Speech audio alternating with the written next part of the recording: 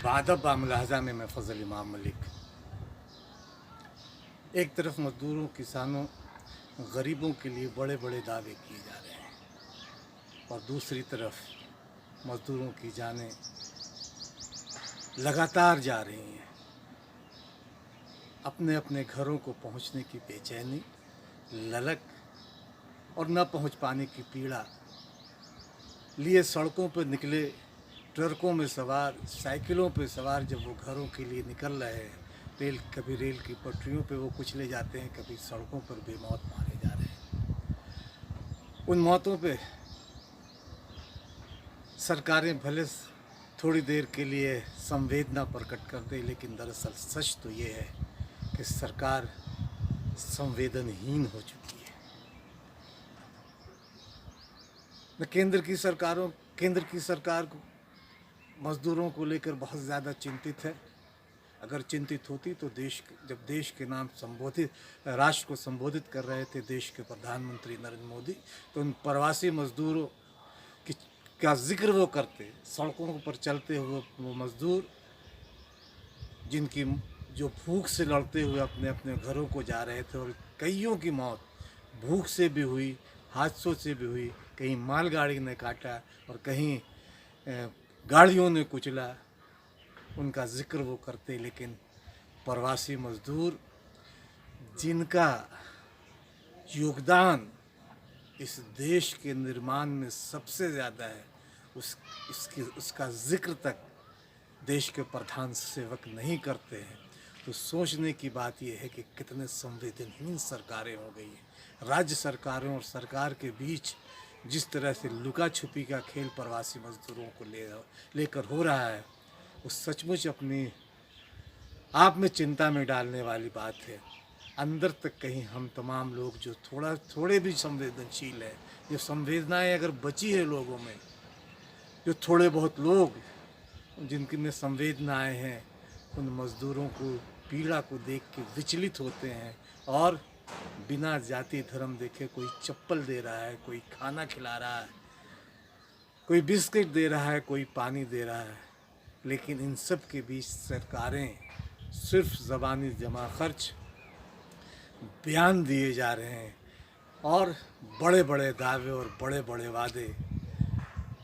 देश की वित्त मंत्री बाकायदा 3-4 दिनों से लगातार प्रेस कॉन्फ्रेंस कर गरीबों और किसानों की बात तो करती हैं। ठीक ये प्रेस कॉन्फ्रेंस किसी धारावाहिक की तरह चल रहा है। पता नहीं और कितने दिनों तक वो 20 लाख करोड़ की बात करती रहेंगी, लेकिन उन प्रवासी मज़दूरों को लेकर भी सरकार बहुत ज़्यादा गंभीर नहीं है। पूर्व केंद्रीय मंत्री यशवंत सिन्हा ने भी सरकार को सवालों के घेर में खड़ा करते हुए कहा भी कि सुप्रीम कोर्ट तक में झूठ बोल रही है सरकार प्रवासी मज़दूरों को लेकर। मुजफ्फरनगर में 6 मज़दूरों की मौत की घटना, हादसे में मज़दूरों की मौत के खून अभी सूखे भी नहीं है थे कि शनिवार तड़के औरैया में एक चिरहुहली इलाका है, वहाँ 24 मज़दूरों की जान सड़क हादसे में चली गई। मज़दूर जब नींद की आगोश में थे तभी एक गाड़ी में टक्कर होती है और फिर 24 मज़दूर सुबह का सूरज भी नहीं देख पाए।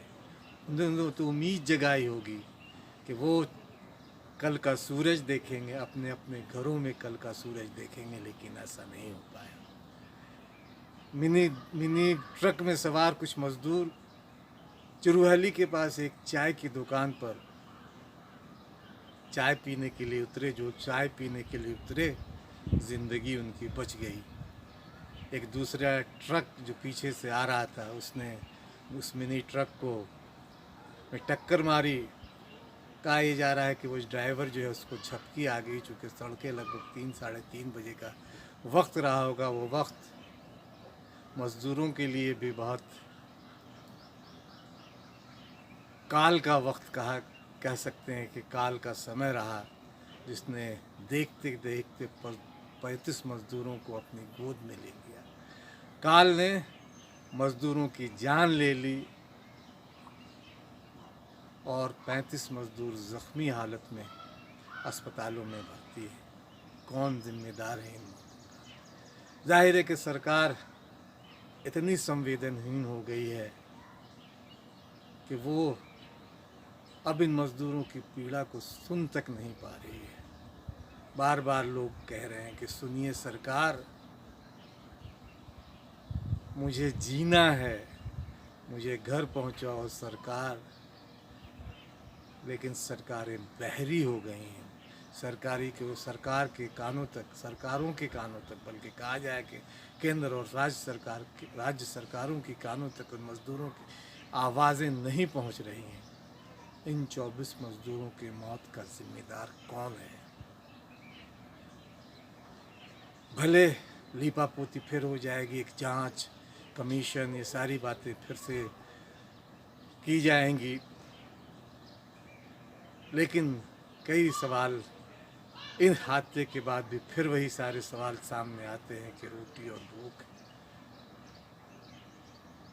कि बुनियादी चीज़ें भी अभी तक सरकारों ने मज़दूरों को मुहैया नहीं कराई। उनके घर जाने के लिए सही इंतज़ाम नहीं करवाया, नहीं तो सुबह तड़के इन मज़दूरों की मौत नहीं हुई होती। वो तो अगर चाय पीने के लिए कुछ मज़दूर उतरे नहीं होते तो शायद वो भी मौत के मुंह में जा समाये होते, लेकिन उनकी ज़िंदगी बाकी थी और वो बच निकले। लेकिन जो चीख, जो पुकार, जो वहाँ का माहौल है, उस माहौल में उस चीखते हुए लोगों की चीखों, मज़दूरों की चीखों में जो एक सन्नाटा भी पसरा हुआ, अलग तरह का सन्नाटा है, उस सन्नाटा है मौत का सन्नाटा। सरकारें न तो मज़दूरों की इन चीखों को सुन पा रही है, न सड़कों पर पसरे हुए उस मौत के सन्नाटे को। इस संवेदनहीन सरकार से अगर मज़दूरों की आंखों के आंसू नहीं पोंछ पा रही है तो ऐसे सरकारों को रहने का हक है क्या? बड़ा सवाल ये है। अगर आपको ये बात अच्छी और सच्ची लगे तो इसे लाइक, सब्सक्राइब और शेयर ज़रूर करें।